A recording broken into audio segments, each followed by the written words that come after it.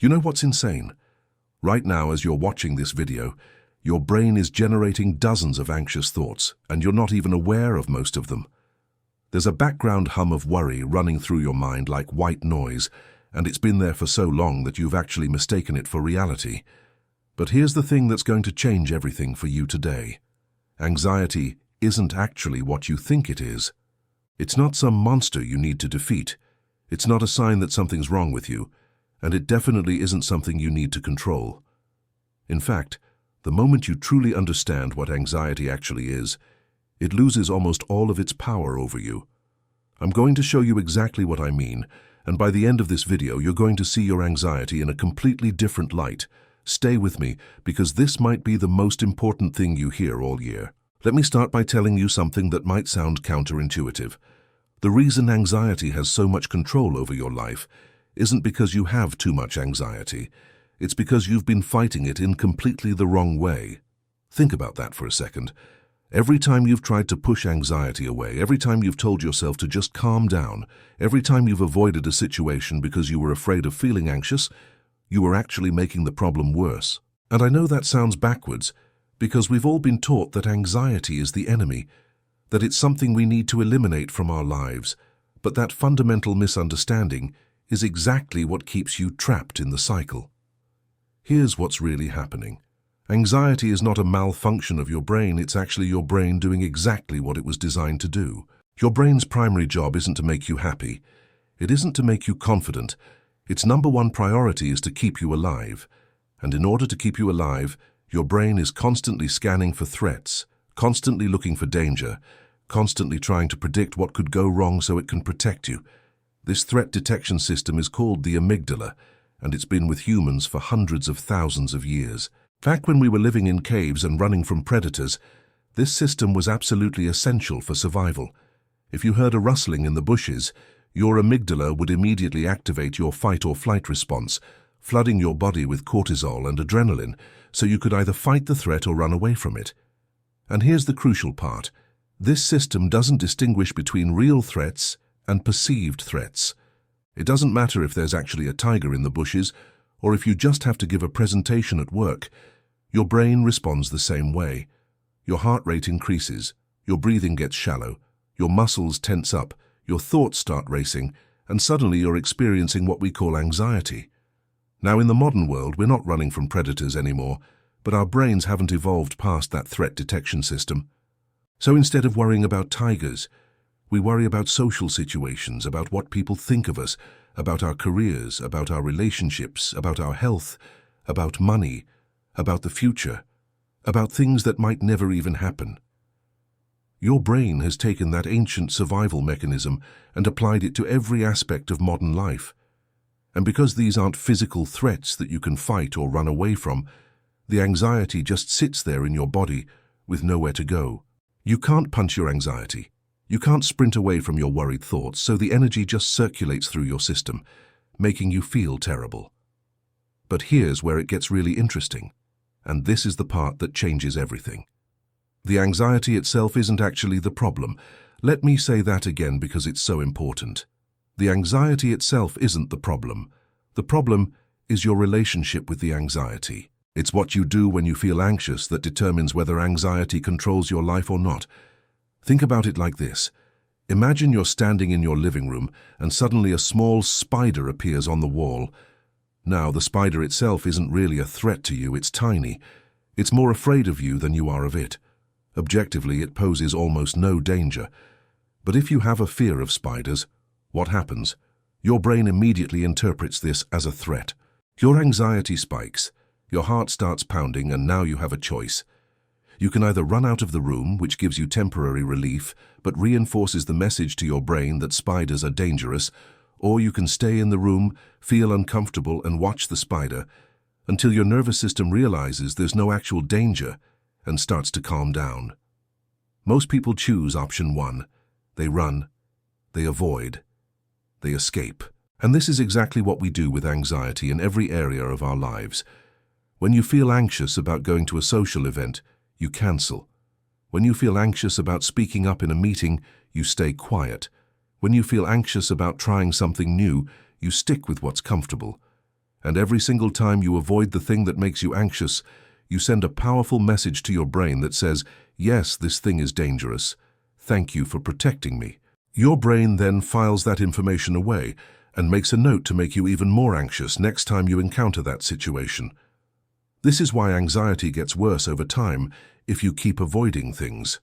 You're literally training your brain to be more anxious. It's like having a security guard who's way too paranoid, and instead of telling him to relax, you keep thanking him for his service every time he sounds a false alarm. Pretty soon, he's going to be sounding alarms for everything. Someone walks by your house, alarm. A leaf falls from a tree, alarm.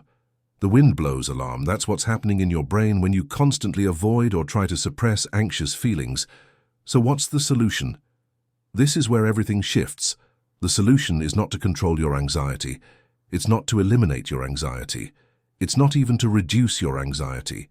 The solution is to completely change your response to anxiety. Instead of treating anxiety as an enemy that needs to be defeated, you start treating it as uncomfortable information that your brain is providing. That's it. Anxiety is just information. It's your brain saying, hey, I think this might be important. I think this might be dangerous, pay attention. But here's the key, just because your brain thinks something is important or dangerous doesn't mean it actually is. Your brain is wrong all the time.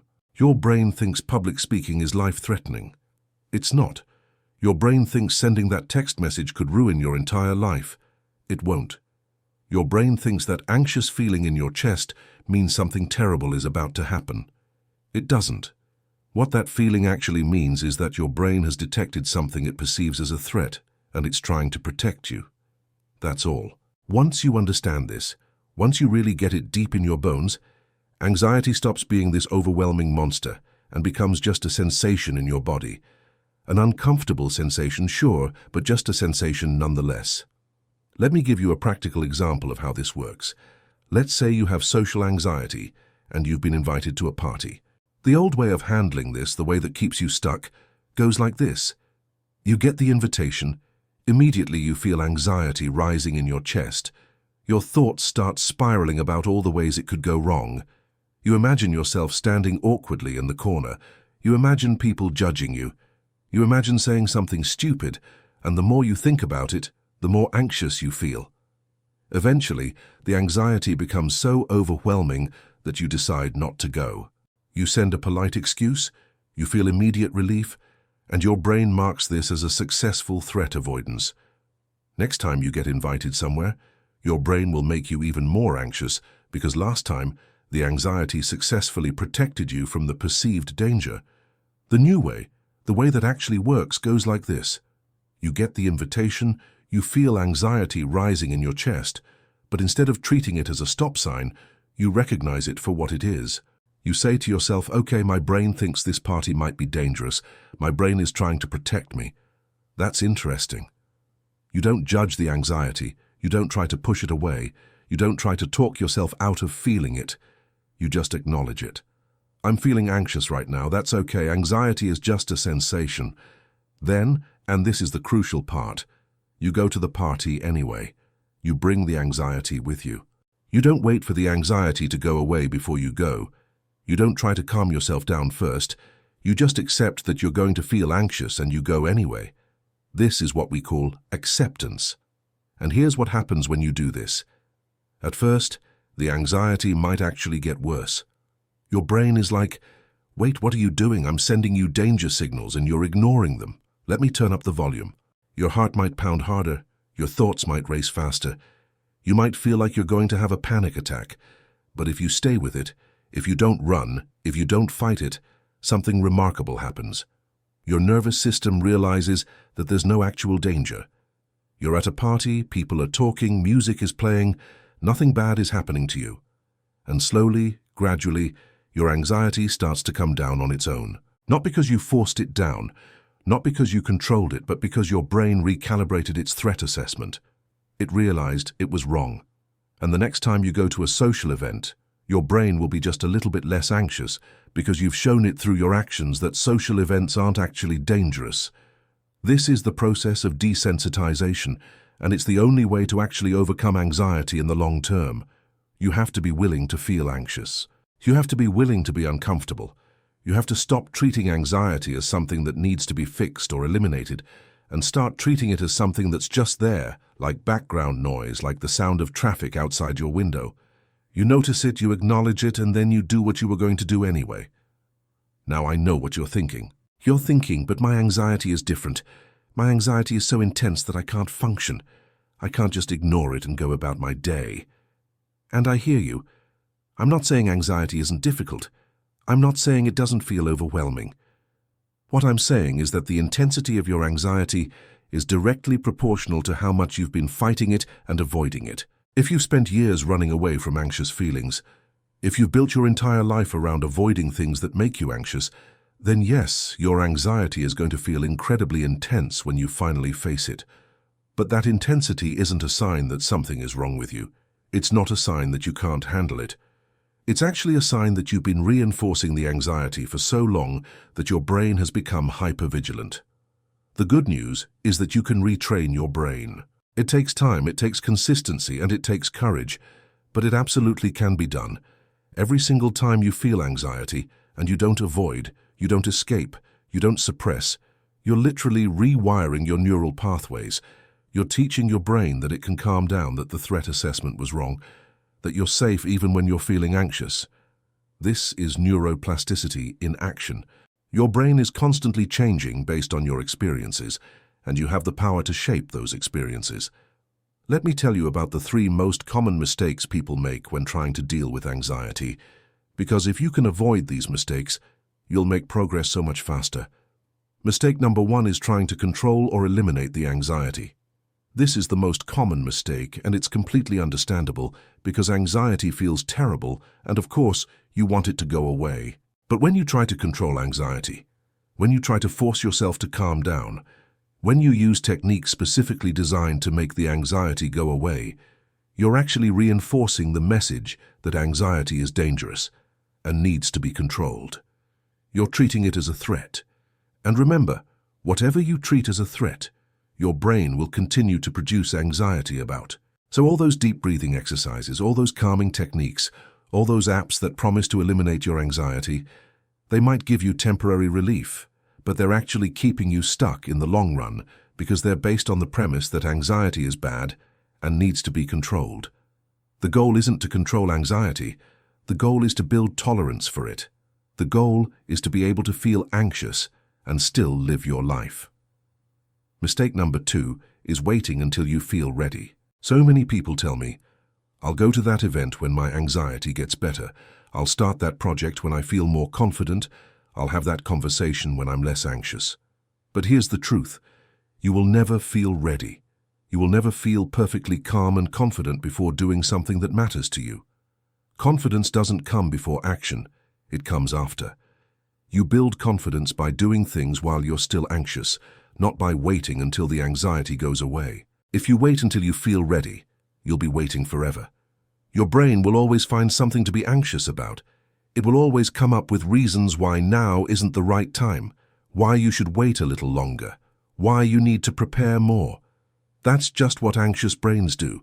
So you have to be willing to move forward while feeling anxious, while feeling uncertain, while feeling unprepared. That's where growth happens. Mistake number 3 is judging yourself for being anxious. This one is so damaging and almost everyone does it. You feel anxious and then you feel bad about feeling anxious. You think, what's wrong with me? Why can't I just be normal? Why am I so weak? Why can't I handle this? And now you have 2 problems. The original anxiety and the shame and self-judgment about having anxiety.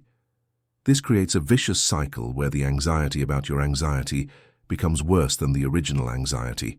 You have to stop judging yourself. Anxiety doesn't mean you're weak. It doesn't mean you're broken. It doesn't mean there's something wrong with you. It just means you're human and you have a brain that's trying to protect you. That's it.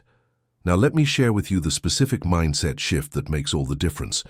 Instead of asking, how do I get rid of this anxiety? Start asking, how can I live a meaningful life even with this anxiety? That question changes everything. Because the first question assumes that you need to fix the anxiety before you can live your life. The second question acknowledges that anxiety might always be there to some degree, and that's okay. you can still do what matters to you. This is psychological flexibility, the ability to be present with difficult emotions and still take action in the direction of your values. Think about the people you admire, the people who seem confident and successful. Do you think they never feel anxious? Of course they do. Everyone feels anxious. The difference is that they don't let the anxiety stop them. They feel the fear, and they do it anyway. They've learned that anxiety is just part of being human. It's just part of doing anything meaningful or challenging or new. Imagine anxiety is like a passenger in your car. You're driving down the road of your life, heading toward your goals and dreams, and anxiety is sitting in the passenger seat. Now when anxiety starts talking, when it starts saying, "This is dangerous, we should turn back, what if something goes wrong?" most people do one of two things. Either they pull over and stop driving completely, which is avoidance, or they start arguing with the passenger, trying to convince anxiety to shut up, and they get so distracted by this argument that they can't focus on driving. But there's a third option. You can let anxiety sit in the passenger seat, let it say whatever it wants to say, acknowledge that it's there, and keep driving anyway. You don't have to agree with anxiety. You don't have to fight with it. You don't have to convince it to be quiet. You just let it be there and you keep your hands on the wheel and your eyes on the road. That's acceptance. And the more you practice this, the quieter anxiety becomes. Not because you're trying to make it quiet, but because your brain learns that it doesn't need to shout so loud. Here's something that a lot of people don't realize. When you start living according to your values, when you start doing things that truly matter to you, the anxiety becomes much easier to tolerate because now you have a reason to face it. If I asked you, would you be willing to feel anxious for the next hour if it meant you could have a meaningful conversation with someone you care about, what would you say? Most people would say yes. They'd be willing to feel uncomfortable if it meant connecting with someone they love.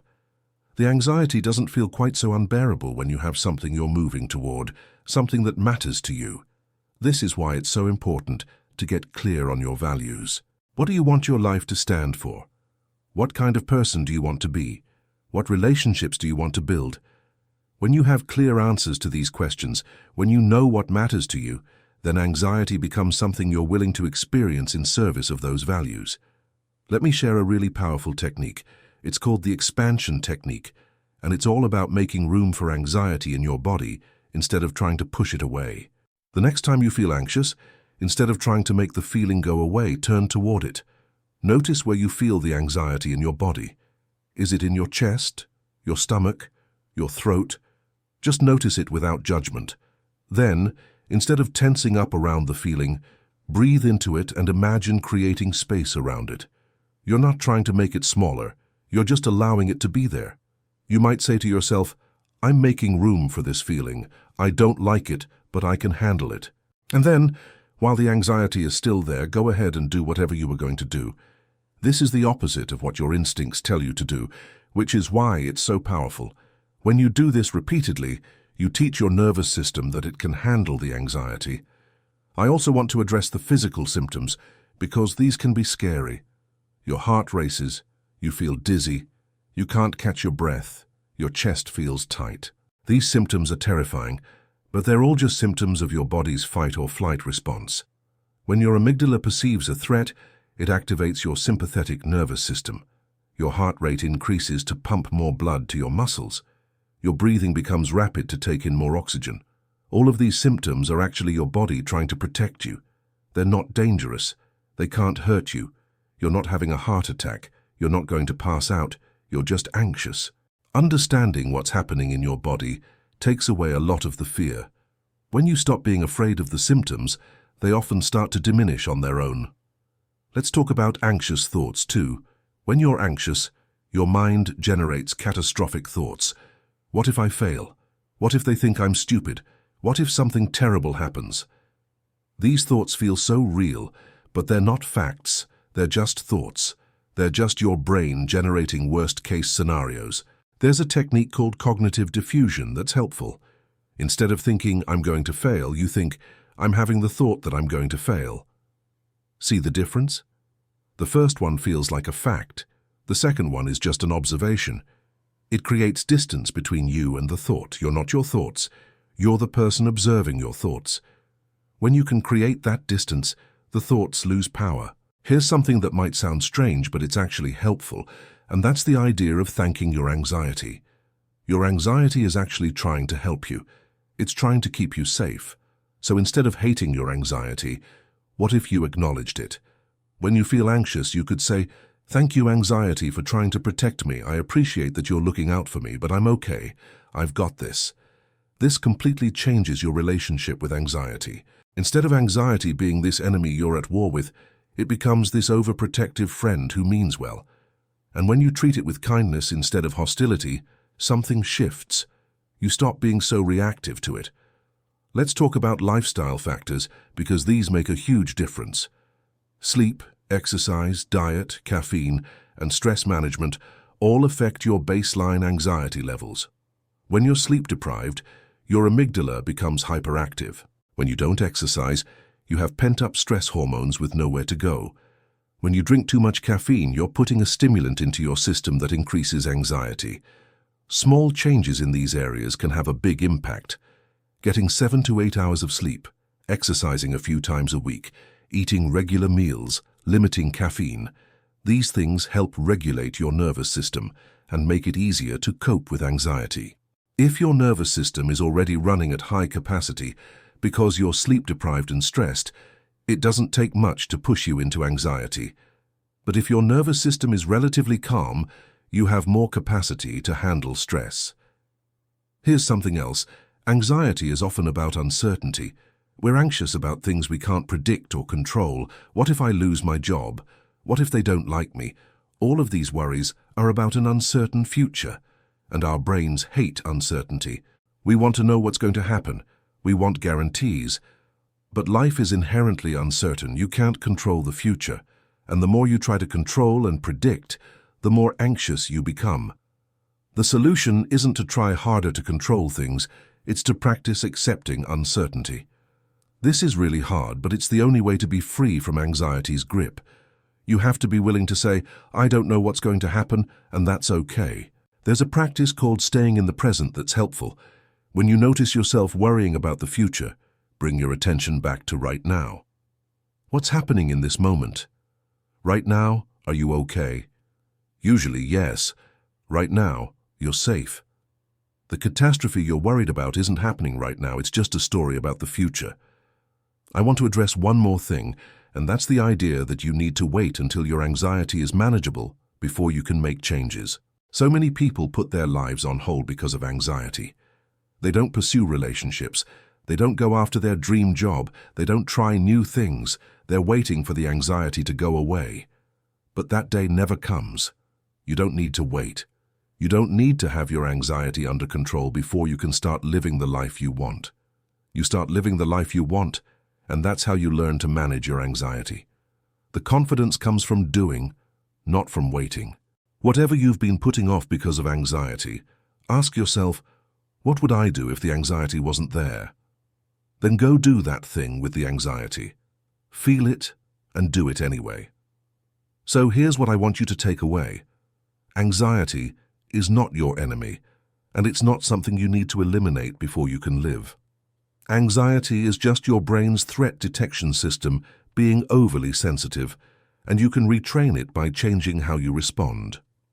Instead of avoiding or suppressing anxiety, you accept it, you make room for it, and you do what matters anyway. You stop treating anxiety as a stop sign. You practice being present with difficult feelings. You stop judging yourself. You clarify your values and use them as motivation. You take care of your health, you accept uncertainty, and you start living now with the anxiety.